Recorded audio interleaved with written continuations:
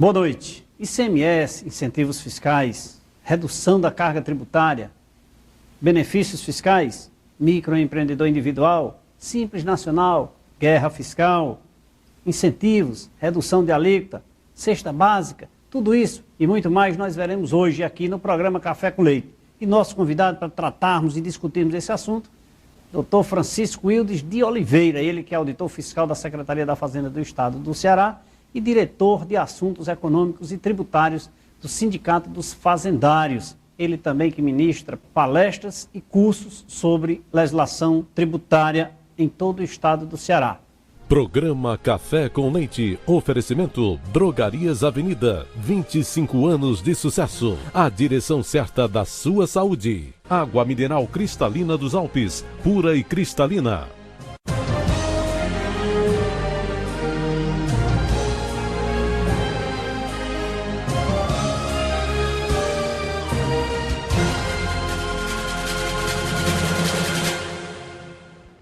É isso aí, estamos começando mais um programa Café com Leite, lembrando que a partir de agora você pode interagir com a gente no site programacafécomleite.com.br. Hoje nosso convidado é o Dr. Francisco Wildes de Oliveira, ele que é diretor de Assuntos Econômicos Financeiros do Sindicato dos Servidores Públicos Fazendários e também servidor público estadual, é claro, fiscal, auditor fiscal da Secretaria da Fazenda do Estado do Ceará, escritor, já escreveu um livro aí sobre a legislação do ICMS do Estado do Ceará e processo fiscal, o qual tenho o prazer de tê-lo aqui no nosso programa. Wildes, muito obrigado pela sua presença, é um prazer tê-lo aqui no programa Café com Leite.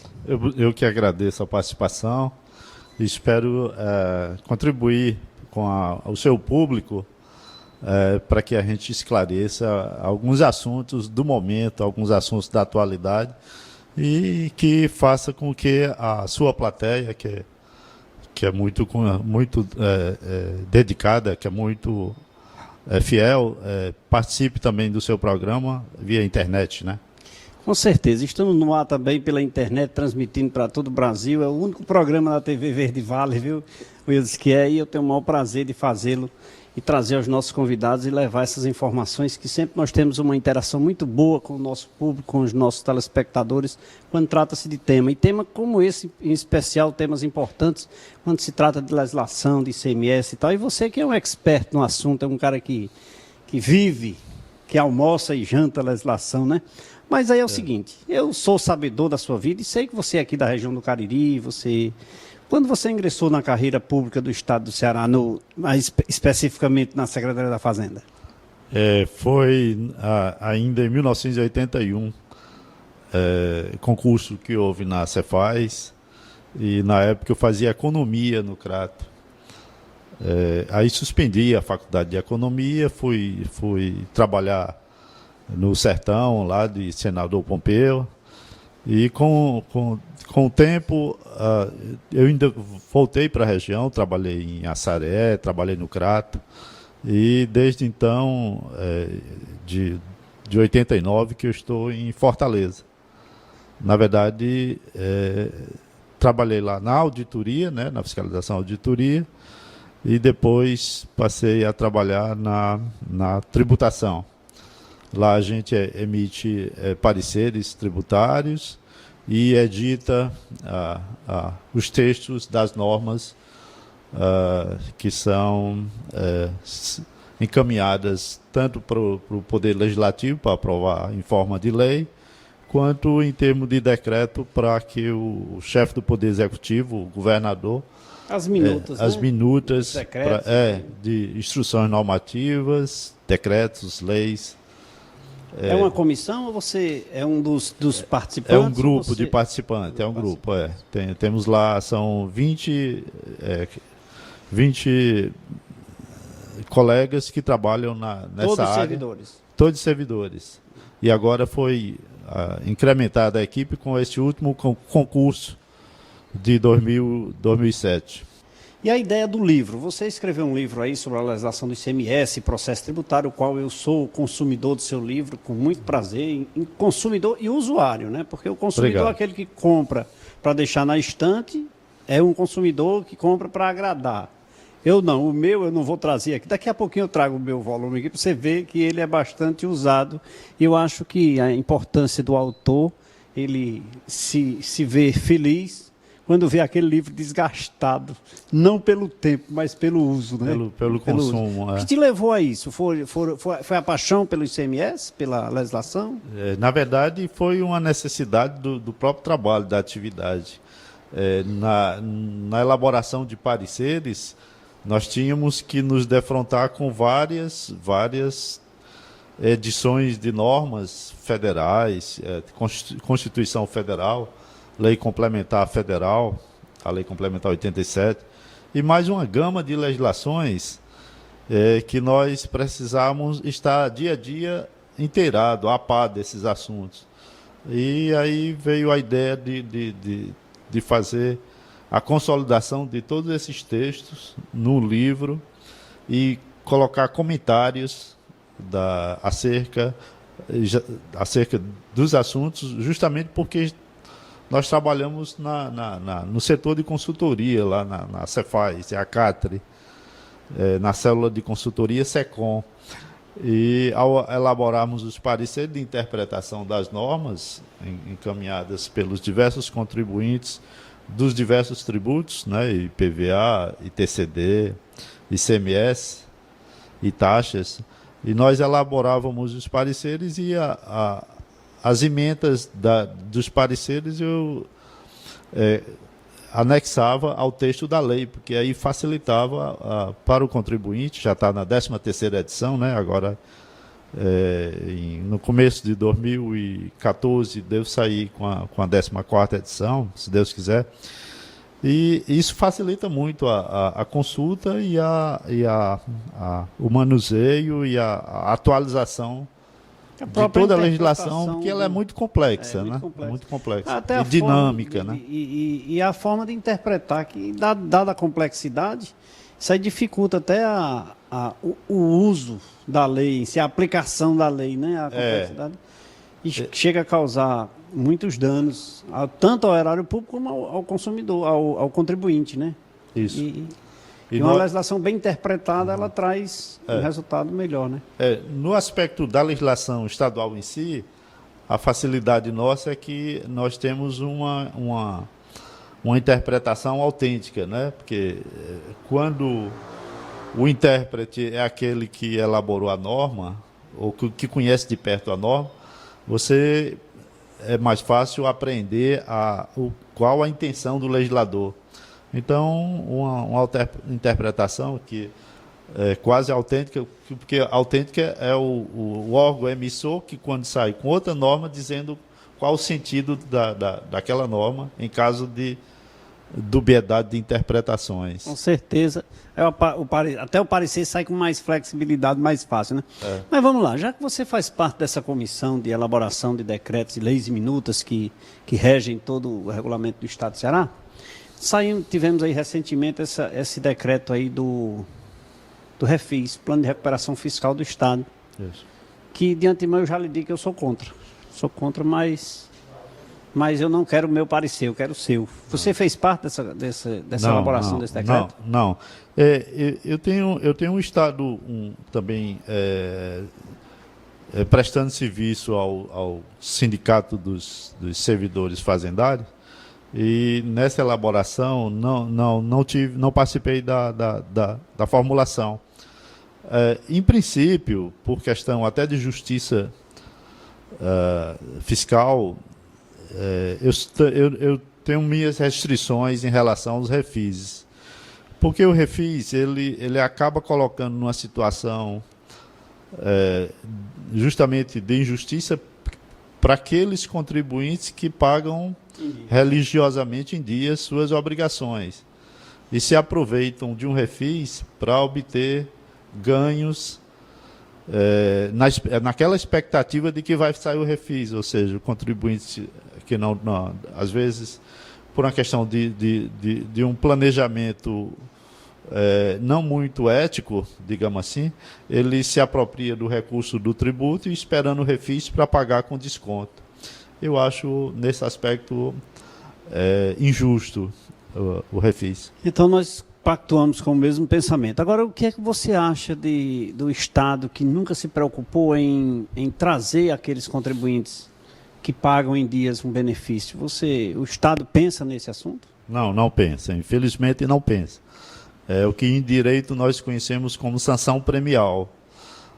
Premiar quem religiosamente Para não dizer que não tem nada aí a nível federal, surgiu aí o cadastro positivo aí só para botar no açúcar, né? Na esfera privada, né? Na esfera privada e para o consumidor, né? Para o consumidor.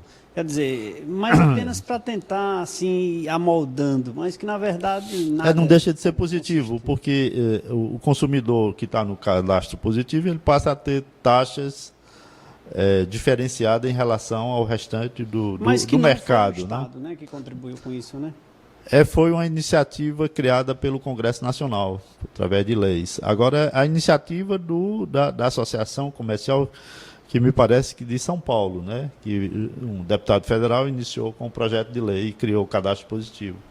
E funciona na Serasa, né? Você acessar o site da Serasa, você pode fazer seu cadastro e daí em diante essa informação é disponível para todo o mercado financeiro e o mercado que tem carteira própria, né? O mercado comercial que tem carteira própria, e eles passam a oferecer um financiamento de bens e serviços e de recursos, né? E de dinheiro mesmo, a uma taxa mais competitiva, mais favorecida. Né? Pelo menos para começar, né? Para começar, para ver se... Eu acho que o governo... Incentiva mais os negócios. Né? Porque eu acho que o governo deve...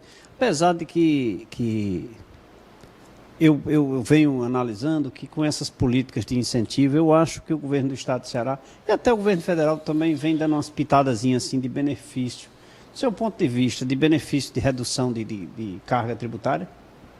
Eu tenho feito uma análise assim superficialmente e eu acho que vem trazendo assim, muito timidamente alguns benefícios, no seu ponto de vista. Tem dois aspectos. Tem aquele benefício que é feito com o fim econômico e social, e aí entra na seara da guerra fiscal, né, em que o Estado oferece desconto no pagamento do tributo para trazer plantas de empresas que estão nos maiores centros econômicos, sul e sudeste, oferecendo desconto de até 75% do tributo.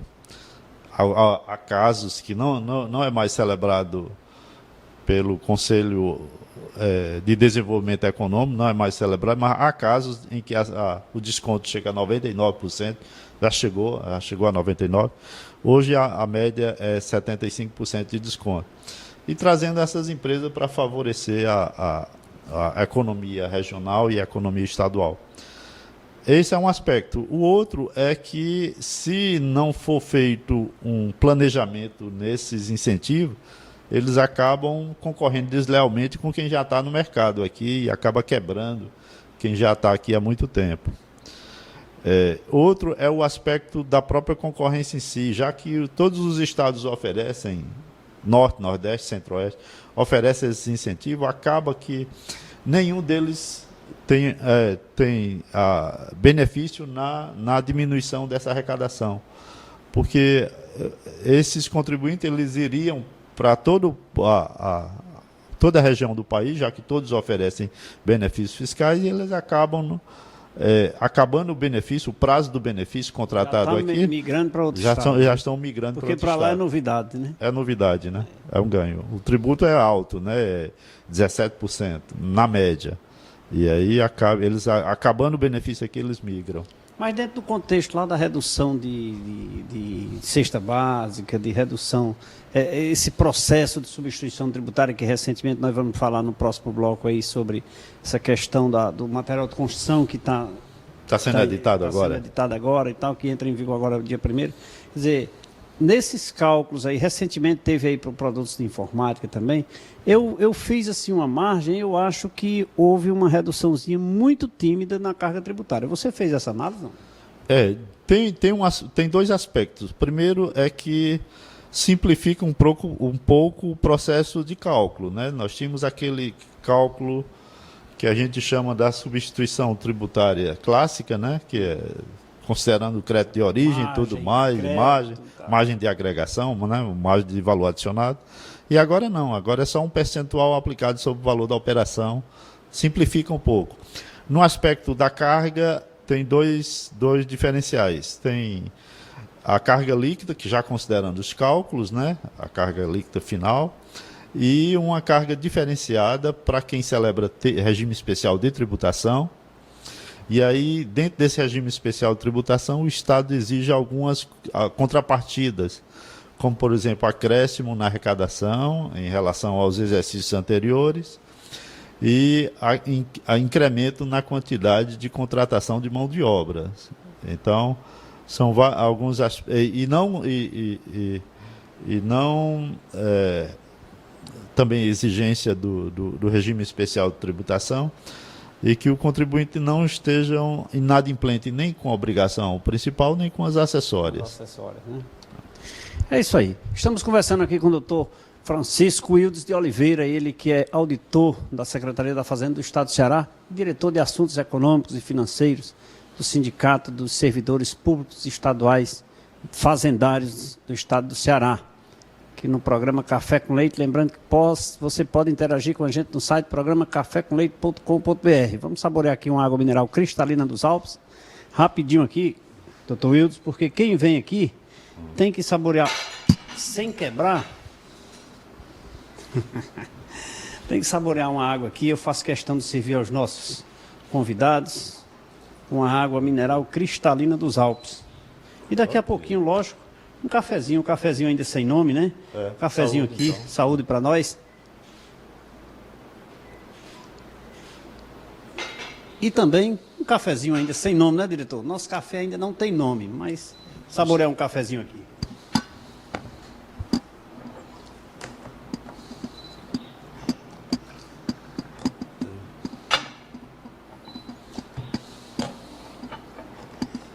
É o café com leite. É isso aí, vamos saborear um café com leite, daqui a pouquinho nós voltamos.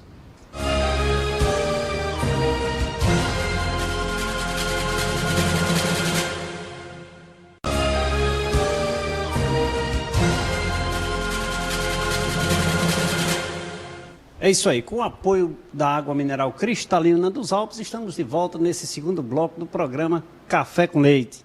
Hoje conversando com o doutor Francisco Wildes de Oliveira, ele que é diretor de Assuntos Econômicos e Financeiros e Tributários do Sindicato dos Fazendários do Estado do Ceará.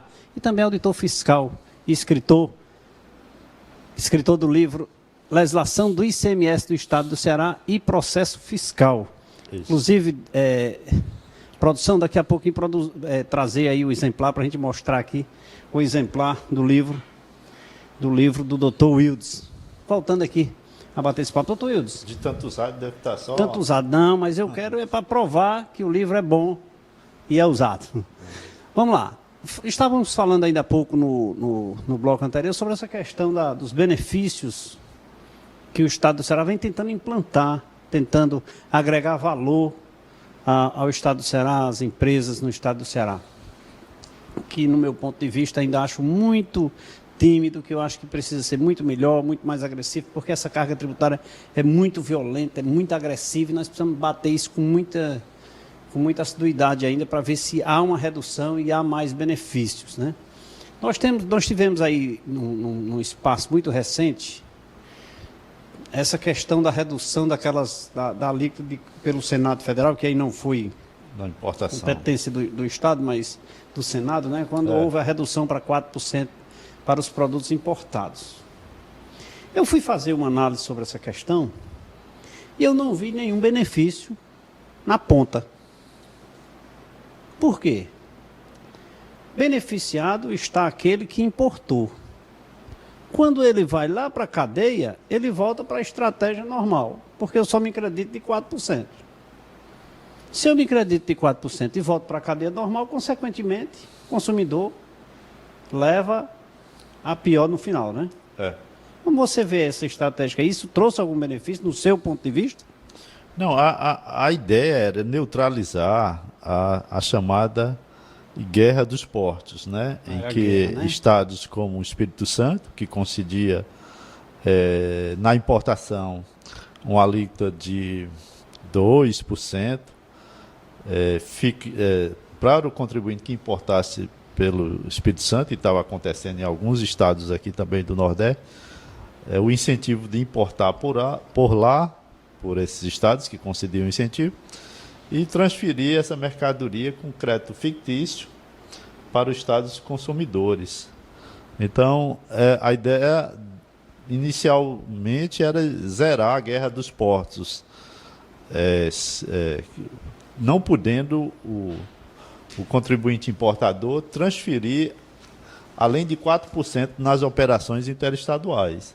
Isso de fato neutraliza qualquer benefício. Agora, como você falou, é verdade, na ponta não existe benefício. O benefício é interestadual para zerar a guerra dos portos. Mas para o contribuinte que adquire para vender para o consumidor ou para outro contribuinte internamente, não tem benefício. E isso não deixa de fato de gerar um conflito, porque eu que ao adquirir o produto do Sul e Sudeste, eu tinha aquele crédito de 7 ou 12, dependendo da região, e agora só tenho 4. Quer dizer, não deixa de afetar o meu cliente aqui no estado do Ceará. Eu trago então, para o Ceará porque nós somos daqui, né? Então dói aqui. Vamos supor que Pernambuco concedesse o benefício de importar por lá. Pernambuco faz muito isso em relação a CD para distribuição no Nordeste e no caso também estava fazendo em relação às importações. Com a alíquota de 4% nas operações interestaduais decorrente de produtos importados, ele acabou qualquer benefício que ele pudesse oferecer a quem importasse por lá.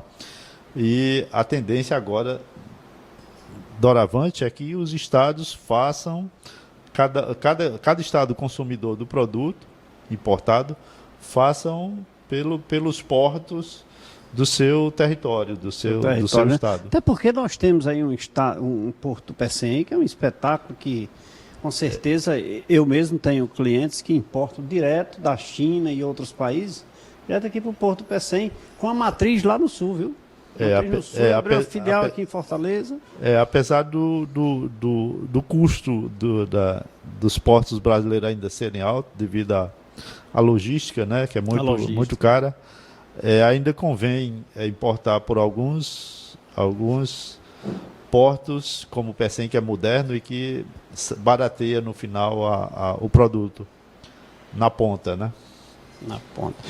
É isso aí. Nós estamos conversando aqui com o Dr. Francisco Wildes de Oliveira, ele que é auditor fiscal. Escreveu o livro, olha aqui o exemplar dele. Eu pedi o exemplar, me trouxeram aqui.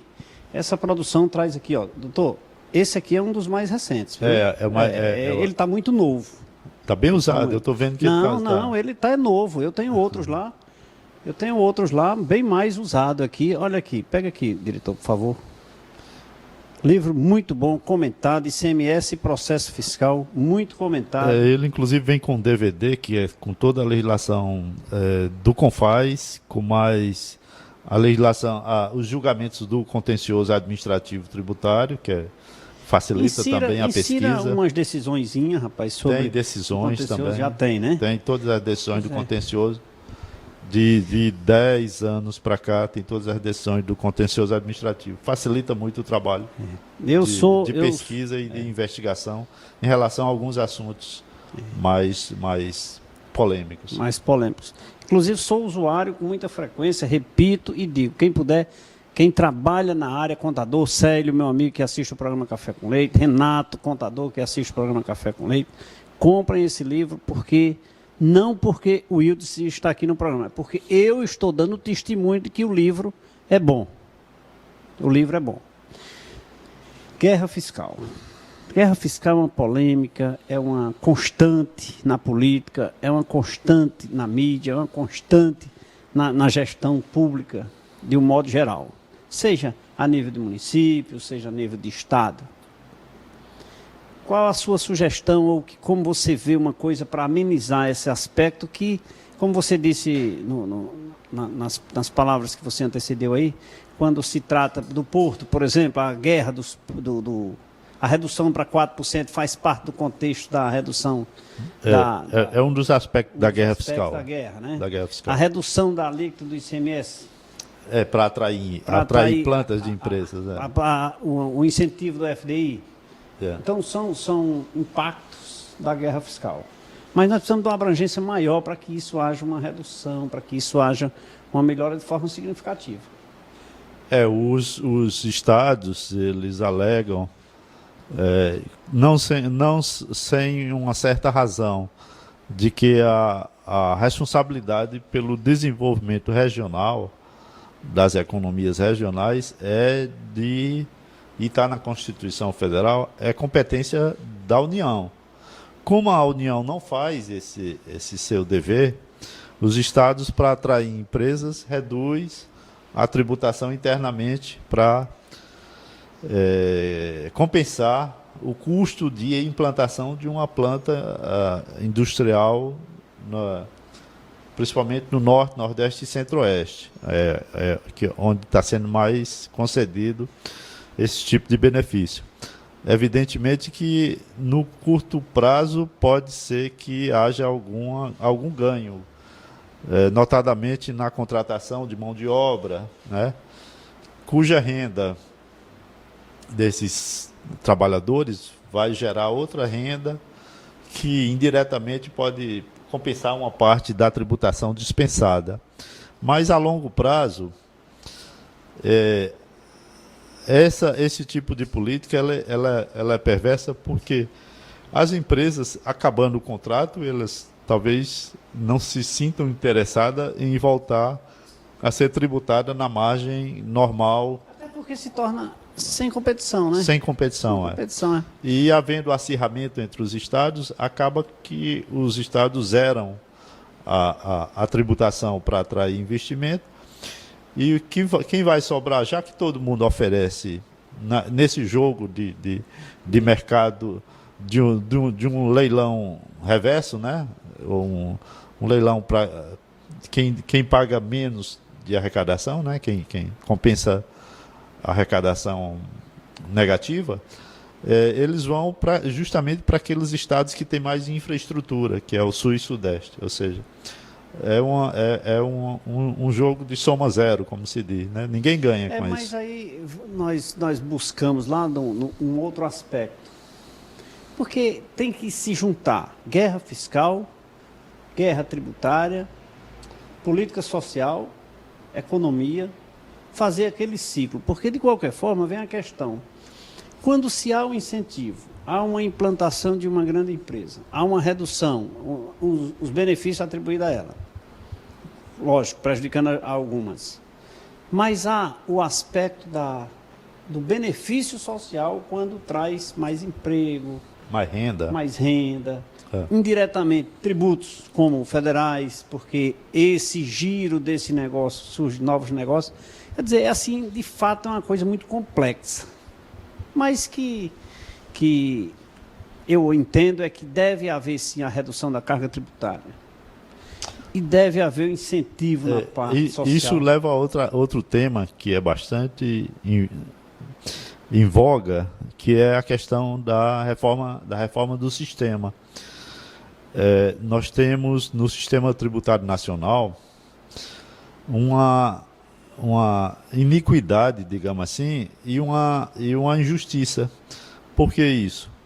Porque os tributos indiretos respondem por 45% da arrecadação nacional. O que é o tributo indireto?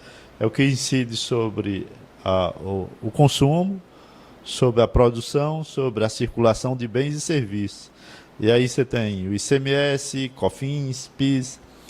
Isso gera um desestímulo a quem produz e, por outro lado, para quem consome, um desequilíbrio, porque ele passa a pagar tanto quanto aquela faixa da população que tem uma renda, digamos assim, uma renda alta.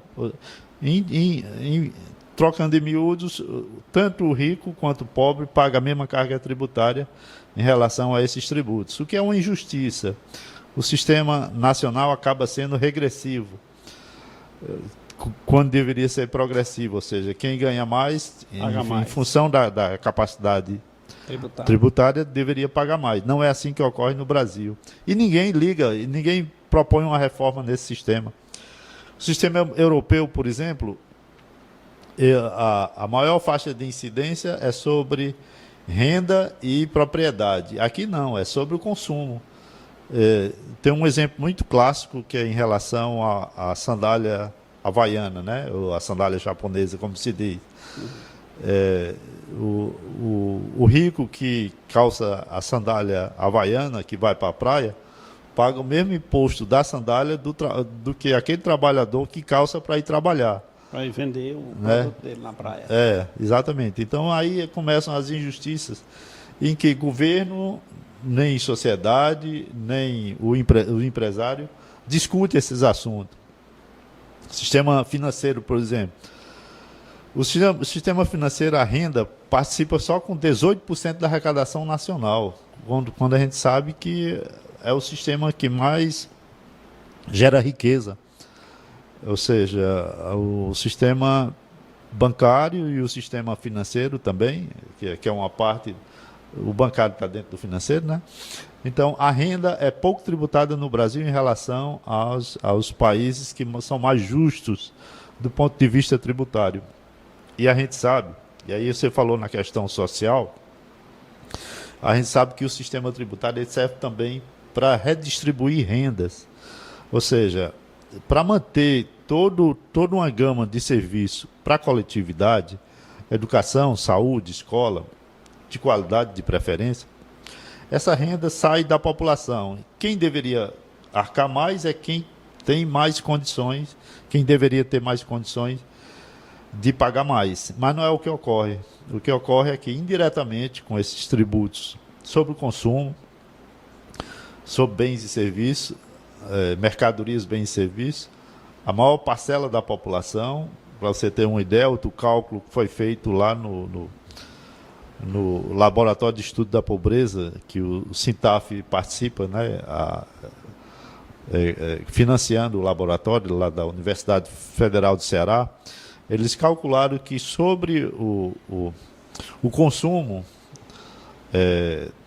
dos beneficiários do Bolsa Família, aquele consumo ele é tributado em 40%.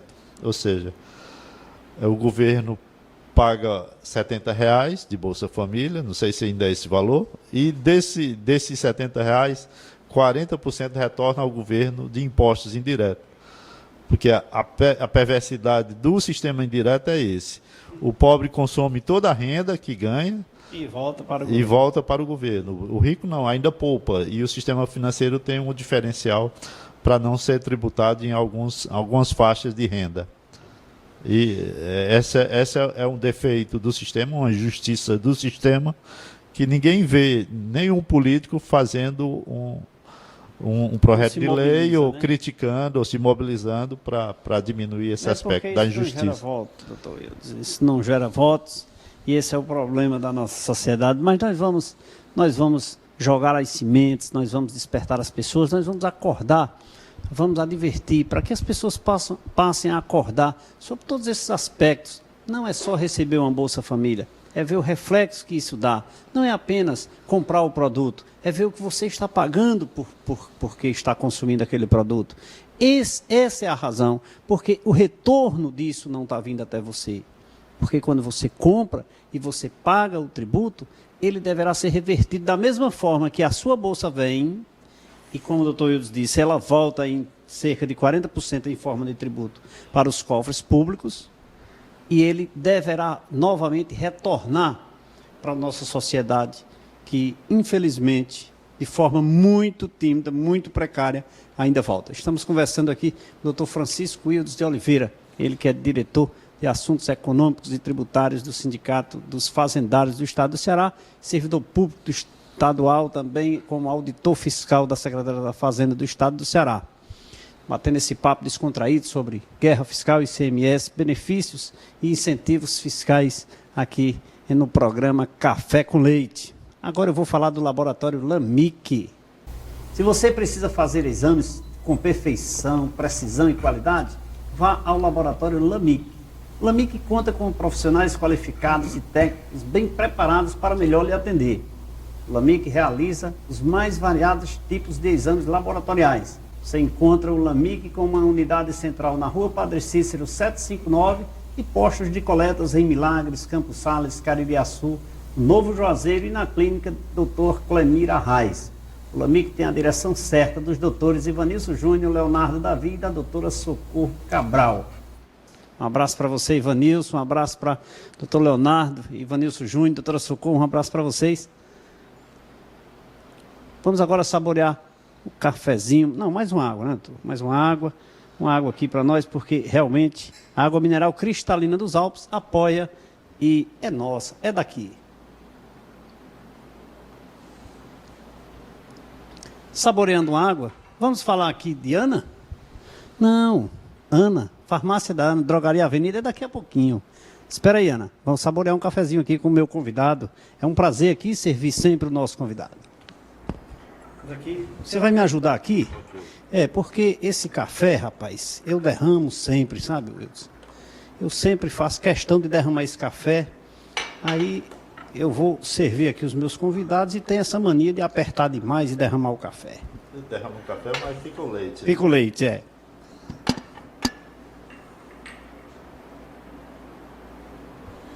Vamos a um rápido intervalo de apoio cultural, daqui a pouquinho nós voltamos.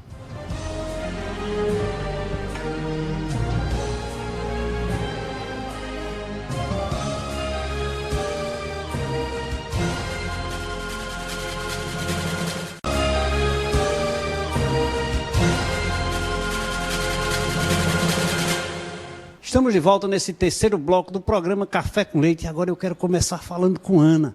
As pessoas dizem, Drogarias Avenida, a direção certa da sua saúde. Eu digo, não. Lá na Avenida Ailton Gomes você encontra a farmácia da Ana. Ela que é conhecida. Drogaria Avenida tem ali na São Pedro, no Crato, você encontra no Pirajá, mas a farmácia da Ana só tem uma.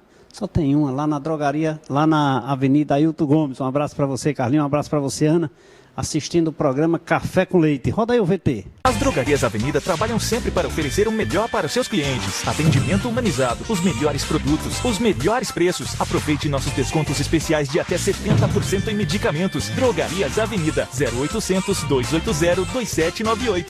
É isso aí, um abraço para vocês todos que fazem as Drogarias Avenida. Doutor, de volta aqui, né? Batendo esse papo descontraído. De uma forma, estou aprendendo muito. Que maravilha, né? Preciso, doutor Wildes, aqui mais vezes no programa Café com Leite, trazendo essas informações para a gente. E para você, telespectador do programa Café com Leite, todas as terças-feiras aqui, batendo esse papo descontraído. Doutor. Será um prazer e uma honra, viu, voltar novamente. Não, você sendo programa aqui do Cariri. Eu sendo do Cariri, de Juazeiro. Você sendo um cara amigo, participativo, um cara que eu sou admirador. Eu sou seu admirador. Você não sabe, mas eu sou um admirador seu, partindo do princípio de que, desde o seu primeiro exemplar, eu estou falando demais, puxando o saco demais do seu livro. Mas é porque eu, modesta parte, eu lhe digo que sempre fui, não sem demagogia. Sou admirador, sou consumidor do seu livro e faço isso com muita questão, com muita ênfase, para que as pessoas que trabalham no ramo, na atividade, adquiram e leiam e tenham certeza de que estão fazendo a coisa certa. Doutor, vamos lá falar aqui um pouquinho sobre MEI. Microempreendedor individual.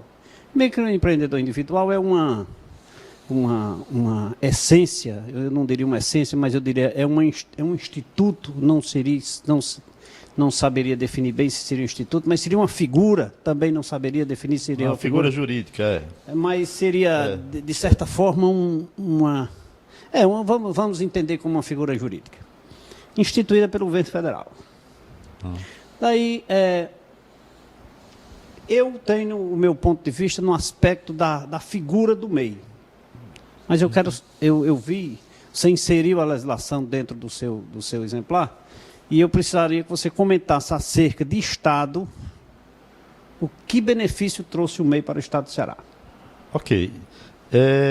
o MEI, ele não é... Eu digo assim, o benefício a nível de Estado e a nível... Ok. A criação do MEI foi inserida no Sistema Simples Nacional.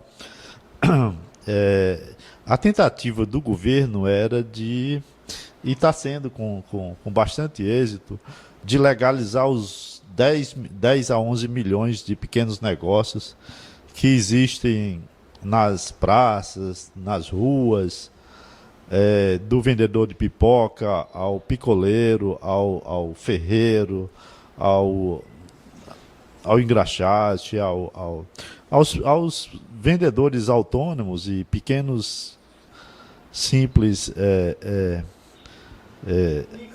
Os pequenos empresários. São pessoas físicas que existiam à margem da lei, né? E que com a legalização do negócio passaram a ter um nome, passaram a ter um reconhecimento da legalidade do seu negócio e passaram a ter incentivo, inclusive, para obter recursos financeiros. Com a legalização, basta entrar no site do MEI, Pequeno Empreendedor Individual, e lá ele preenche os dados.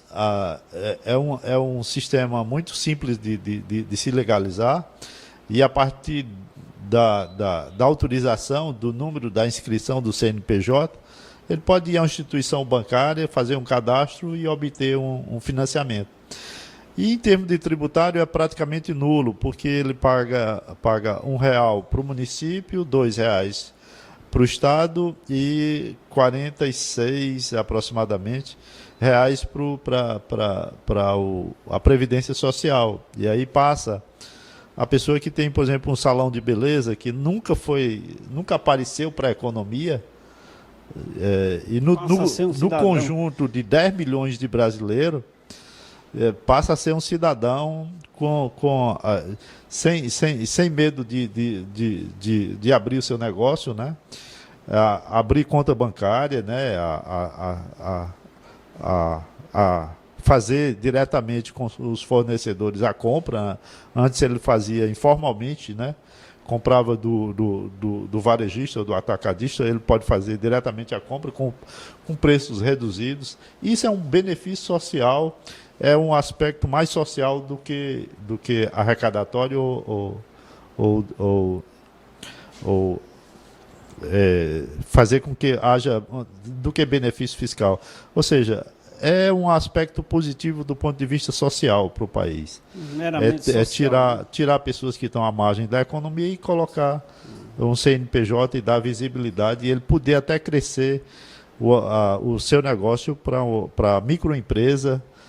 O mês são 36 mil, né? 36 mil de faturamento mensal, e pode crescer até ser microempresa ou empresa de pequeno porte, e aí passar a contratar funcionários, que MEI só pode contratar até um funcionário, e crescer para microempresa, e quem sabe com o tempo e com a tendência é essa. A tendência é essa. É dar aquele primeiro ponto, ponto de partida, isso. Plantar a semente, para em seguida ir para a esfera da micro, em seguida para a EPP, e assim sucessivamente na ordem progressiva do crescimento, né? A Europa depois do pós-guerra, houve um incentivo grande aos pequenos negócios, e aí a economia se consolidou. Pequenos produtores de vinhos, de queijo. Tem um controle maior, né, disso aí. Exato. Controle assim para que... Controle social. Controle social. Necessário, porque tem a questão organizacional, os projetos futuros, a implantação, o crescimento do país, né? Aí nós vamos lá para a lei orgânica do fisco. Certo. Nós temos novidades? A questão da lei orgânica do fisco é um tema que está em pauta no Congresso. Tem uma proposta de PEC, proposta de emenda constitucional, a 186, em que os fiscos de todo o país estão se organizando para ter uma certa autonomia, para que não haja ingerência política e favoreça A em detrimento de B, para que a regra seja para todos, e não só para os amigos do rei. Recentemente nós tivemos o caso do subsecretário da Receita Federal que pediu demissão, porque, segundo ele, algumas decisões eram mais políticas do que técnicas. Isso acabava prejudicando no aspecto da neutralidade e no aspecto da transparência e da moralidade pública. Ele pediu demissão porque não concordava com algumas decisões que não era baseado em aspecto técnico, né? Isso já tinha havido um episódio anterior com a Lina Vieira, a secretária da Receita Federal, que anteriormente também tinha sido pediu demissão porque foi pressionada por conta de algumas autuações bilionárias da Receita Federal. Isso é horrível. E por conta disso, os fiscos dos estados, da União e dos municípios estão se organizando para criar uma lei orgânica da administração tributária e para que os gestores dessas organizações sejam funcionários de carreira e obedeçam aos princípios éticos e aos princípios constitucionais da transparência, da moralidade. Que é o que nós precisamos, né? É uma questão de tratar todos com igualdade, né? Ou seja, com isonomia, né? Tratar a todos segundo a sua capacidade contributiva, né? Contributiva, inclusive. E não se deixar levar pela pressão econômica dos grandes grupos. Você vê aí o que você falou, quando o subsecretário da Receita Federal e essa outra senhora aí, quando a imprensa abafa. Porque se houve indignação, se houve uma renúncia do direito dele, por uma indignação, por uma coisa que ele entendeu errado, eu tenho certeza que boa parte da população também pactua com ele. E deveria ser enfatizado assim com muito mais vigor, para dar valor àquela decisão dele, porque é uma decisão moral. O que ele fez não foi de forma aleatória. Ele fez embasado, eu presumo, aspectos técnicos, coisas fundamentadas, e isso precisaria dar assim uma ênfase maior para que as pessoas valorizassem mais. Não é isso? Porque as atividades, e eu estou no setor da administração pública já há uns 30 anos, 31 anos, principalmente nessa área de tributação, em que o governo retira uma parcela da riqueza do cidadão, seja cidadão empresário, seja cidadão pessoa física, e isso tem que ser feito com muita responsabilidade. Daí que são rígidas as normas que tratam de tributação. Você não tem aspecto para fazer avaliações subjetivas. A lei já diz quanto é que cada um deve pagar. E a lei, quando é elaborada, ela é elaborada já considerando todo um parâmetro técnico para a sua feitura. E quando todo um estudo por trás disso, né? E quando alguém entra na decisão administrativa de dizer, não, se fiscaliza A e não fiscaliza B, aí todo o sistema rui, né? Desmorona. Toda uma construção doutrinária, legal e moral perde o sentido, o objetivo para o qual foi criado. Doutor, estamos chegando ao final do programa, mas nós temos um assunto ainda que precisa ser beliscado. Eu sou a favor do Código de Defesa do Contribuinte. Nós temos Código de Defesa do Consumidor, Código do Idoso, Código do Jovem, da Juventude, da Infância, Código de tudo que se pensa. Agora o contribuinte, o empresário, não existe um Código de Defesa. Existe algum projeto por aí tramitando que venha trazer alguma luz sobre o assunto? Existe. Já no âmbito dos estados, já tem Código de Defesa do Contribuinte, no estado de Minas Gerais, de São Paulo, do Rio de Janeiro, e tem um projeto de lei complementar no Ceará, na Assembleia Legislativa, que foi encaminhada pelo governador no dia 11 de outubro, criando também o Código de Defesa do Contribuinte Cearense. O Sindicato dos Fazendários provocou uma audiência pública para debater o código, porque nós observamos que esse código que foi elaborado pela Câmara de Comércio e Indústria do Ceará, ele precisava de alguns ajustes. Por exemplo, em relação ao Conselho de Defesa do Contribuinte, o CONDECON, da Lei Complementar 5, Projeto de Lei Complementar 5, 2013, não havia uma paridade de membros do setor público e do setor empresarial. E aí nós sugerimos modificar e agregar mais um membro ao setor público, porque o setor privado tinha 8 membros e o setor público tem no projeto 7 membros para compor o Conselho de Defesa do Contribuinte. E mais alguns aspectos de caráter de boa técnica legislativa, que nós debatemos esse assunto com os deputados que aceitaram a nossa sugestão de fazer audiência pública na Assembleia e requereram à presidência essa audiência pública. Os deputados Heitor Ferrer, o deputado Mauro Benevides, também estava lá, e a deputada Eliane Novaes, foram os subscritores desse pedido de audiência pública. E nós passamos o dia debatendo com eles e estamos encaminhando hoje ou amanhã, a nossa proposta de emenda no projeto de lei complementar. Em nome do Sindicato dos Auditores? Em nome do Sindicato dos Fazendários do Ceará. Muito bem.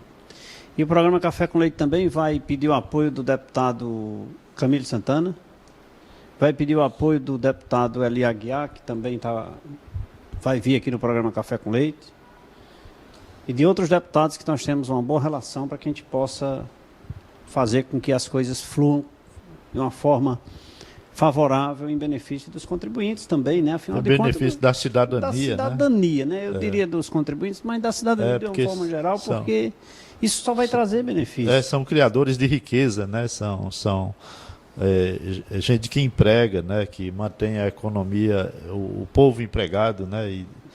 E de uma certa forma dá uma dignidade ao povo. Dignidade, né? Acima de tudo, É isso aí, estamos chegando ao final de mais um programa Café com Leite. Hoje conversamos aqui com o Dr. Francisco Wilson de Oliveira, ele que é servidor público fazendário, auditor fiscal da Secretaria da Fazenda do Estado do Ceará e diretor de assuntos econômicos e tributários do Sindicato dos Fazendários do Estado do Ceará, a quem eu quero agradecer a sua participação no programa Café com Leite, que com certeza foi de grande valia e levou até você, telespectador, grandes informações e também está aqui aberto a sugestões, ideias e críticas. Manda um e-mail para a gente no nosso site, programa cafécomleite.com.br, nós vamos repassá-lo e ele com certeza vai te responder.